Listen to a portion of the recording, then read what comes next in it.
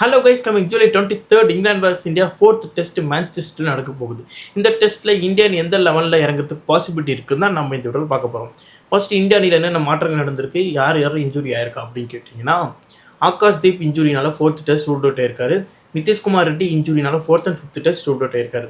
அதுக்கப்புறம் இந்தியா அணிக்குள்ளே யார் சேர்த்துருக்காங்க அப்படின்னா, கம்போஜை சேர்த்துருக்காங்க. அஸ் எ பவுலராக கம்போஜை சேர்த்துருக்காங்க. அவர் சிஎஸ்கே டீமில் பார்த்துருப்பீங்க, செம்மையாக பவுலிங் போட்டார்.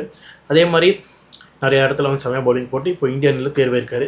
இப்போ என்னவாக இருக்கும் பிளேயிங் 11, இந்தியா அணியோட பிளேயிங் 11 என்னவாக இருக்கும் அப்படின்னு கேட்டிங்கன்னா, எல்லாத்துக்கும் ஒரு மிகப்பெரிய ஒரு கொஸ்டின் மார்க் என்னவாக இருக்கும். நம்பர் 3 கருண் நாயர் தூக்கிட்டு சாய் சுதர்சன் உள்ளே கொண்டு வாங்க அப்படின்னு தான் எல்லாத்துக்குமே கொஸ்டின் மார்க்காக இருக்கும். எது கருண் நாயர் இன்னும் வச்சிருக்கீங்க அப்படின்னு தான் எல்லோரும் கேட்டுட்டு இருப்பீங்க. பட் என்னோட ஒப்பீனியன் என்ன அப்படின்னா, கருண் நாயருக்கு இந்த 4th டெஸ்ட் மட்டும் இல்லை 5th டெஸ்ட்டும் வாய்ப்பு கொடுத்து அதுக்கப்புறம் நீங்கள் டிசைட் பண்ணலாம் அவர் எப்படி வச்சுக்கலாமா வேணாமான்றது. பட் இது 2 டெஸ்ட்டு அவருக்கு வாய்ப்பு கொடுங்க.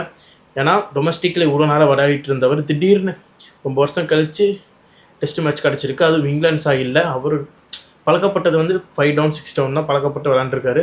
அவரை 3rd down விளையாட விட்டு நியூ பால் இங்கிலாண்டில் வேறு மாதிரி இருக்கும். அதனால் இந்த கண்டிஷன்லாம் கருதி அவரோட ஃபுட் மூமெண்ட்டாக இருக்கட்டும், அவர் பால் டைமிங் பண்ணுறது எல்லாமே சிறப்பாக பண்ணுறாரு. பட் ஆனால் ஒரு சில பால் மிஸ் பண்ணிடுறாரு. அது மட்டும் தான் மிஸ்டேக். அதனால் கருத்தில் கொண்டு 4th and 5th டெஸ்ட் விளையாட வச்சா நல்லா இருக்குன்றது என்னோட ஒப்பீனியன். ஓகே, இப்போது இந்தியா அணி என்ன மாற்றம் இருக்கும் அப்படின்னு கேட்டிங்கன்னா, அதான் ஆகாஷ்தீப்புக்கு பதிலாக கம்போஜ் உள்ள வருவார்.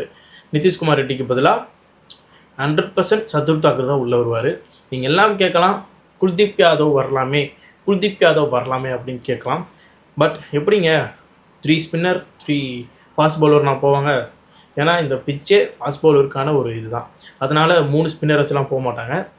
மேக்ஸிமம் வாய்ப்பு ஒன்று ஜடேஜா குல்தீப் யாதவ் விளையாடணும், வாஷிங்டன் சுந்தருக்கு பதிலாக சர்துல் தாக்கூர் உள்ளே வரணும்.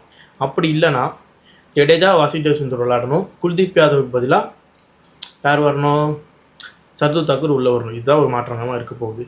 இப்போ பிளேயிங் 11 என்னவா இருக்கும் அப்படின்னு நம்மளோட இதை சொல்கிறேன். ஃபஸ்ட் ஓப்பனிங் ஜெய்ஸ்வால், ராகுல். நம்பர் 3 கருண் நாயர் இருந்தால் நல்லாயிருக்கும்னு நினைக்கிறேன், சாய் சுதர்சன் வச்சுக்கோங்க. Number 4 Gill. Number 5 Rishabh Pant. Number 6 Jadeja. Number 7 Washington Sundar இல்லாட்டி குல்தீப் யாதவ். நம்பர் 8 சர்துல் தாக்கூர்.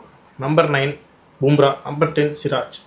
நம்பர் 11 யார், கம்போஜ். ஓகேங்களா, இதுதான் இந்தியா அணியோட பிளேயிங் 11 இருக்க போகுது. சப்போஸ் சில மாற்றங்கள் கொண்டு வரலாம். குல்தீப் யாதவ் உள்ளே வரணும்னா இதுதான் நடந்தாகணும். சர்துல் தாக்கூர் உள்ளே வரணும், வாஷிங்டன் சுந்தர் வெளியே போகணும், குல்தீப் யாதவ் உள்ளே வரணுமா. ஓகே, இந்த பிளேயிங் 11 எப்படி இருக்குது நீங்கள் நினைக்கிறீங்க? இதே பிளேயிங் 11 தான் ஆடுவாங்களா இல்லை வேறு எதுவும் மாற்றங்கள் நிகழுமா அப்படின்னு நீங்கள் மறக்காமல் கமெண்ட் பாக்ஸில் கமெண்ட் பண்ணுங்கள்.